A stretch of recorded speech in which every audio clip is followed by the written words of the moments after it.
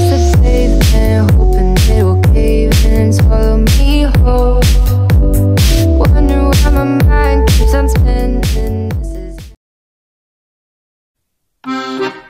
What is up sa inyo guys? So samahan nyo na naman ako sa ating panibagong pagpapanggap dito sa makina. So eto ako ngayon, walang ginagawa, tamang watchkeeping lamang. Sir, ikot muna ako. Let's go!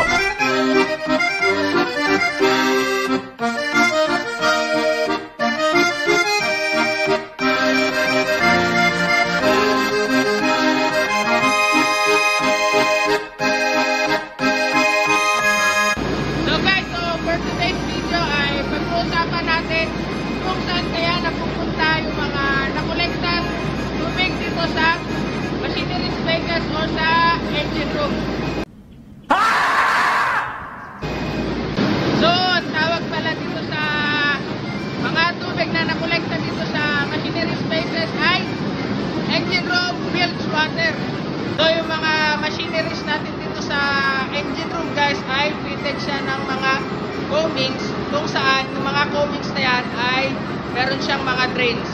So yung mga drains na yan, pupunta yan lahat sa bilge well. Okay.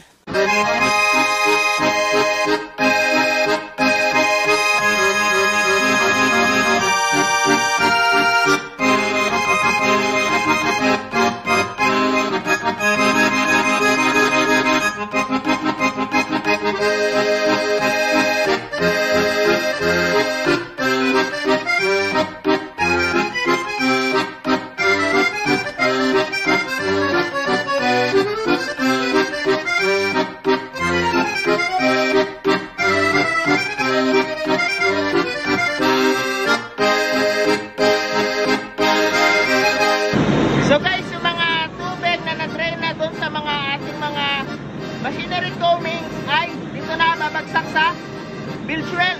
So yung mga bilge well natin ay fitted ng high alarm sensor. So kapag ka mataas na yung tubig ay aalarma siya at kailangan na natin bombahin yung mga bilge water papunta sa bilge holding tank. So pag mataas na yung tubig natin sa mga bilge well guys, kailangan na natin siyang ibomba papunta sa bilge holding tank. So ginagamit natin bomba ay itong daily bilge pump. Ito, yan.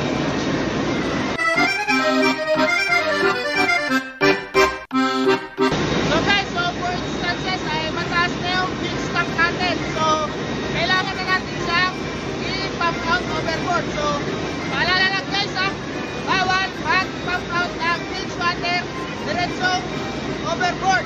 Paano masabi? So dadaan muna siya dito sa oily water separator.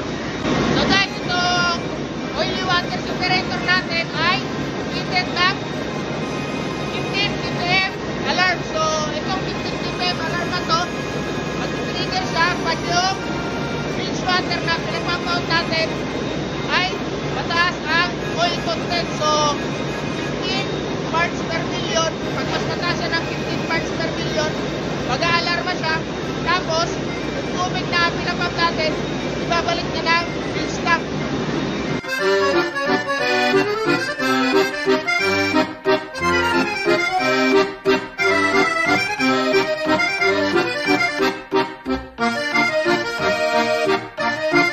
So guys, itong overboard valve ng oily water separator ay lagi nakakandado yan.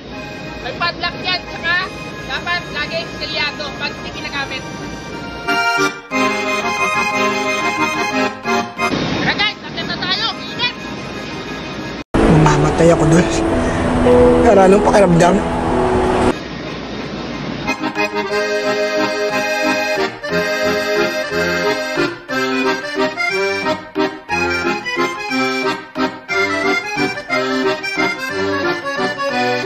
So, correction lang guys, no? So, hindi lahat pala ng combings dito sa machinery spaces or dito sa engine rooms ay lahat ng drain niya ay papunta sa bilge well. So that was a f***ing lie. So, for instances, yung mga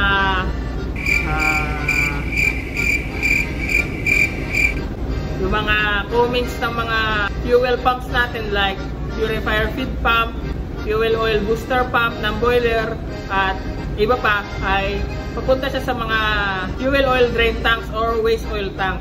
Yan. Ulitin ko lang, no? Hindi pala lahat. So, karamihan lang. Check nyo rin lagi yung mga piping diagrams dun sa, or mga drawing kung saan pupunta yung mga drains sa mga combings ng machineries natin, no?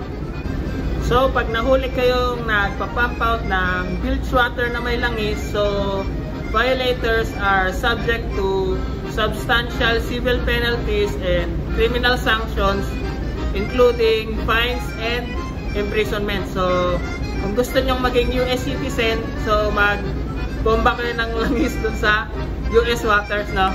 Huwag mong subukan.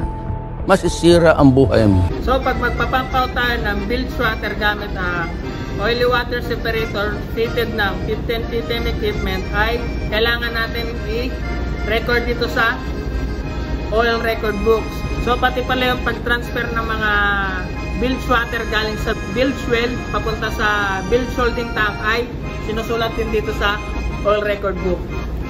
So, yun lang, no? So, bawal talagang mag-discharge overboard directly. So, dadaan talaga ang mga bilge water natin sa oily water separator.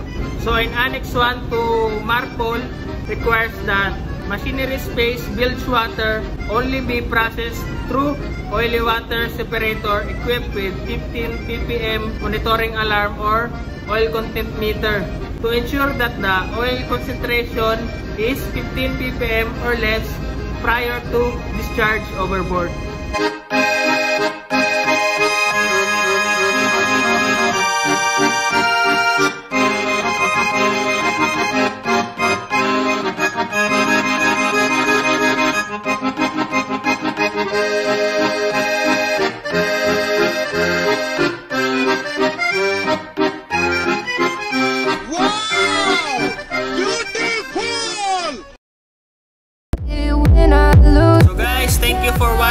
Sana may natutunan kayo kahit konti dito sa aking munting vlog. See you next time. Bye-bye.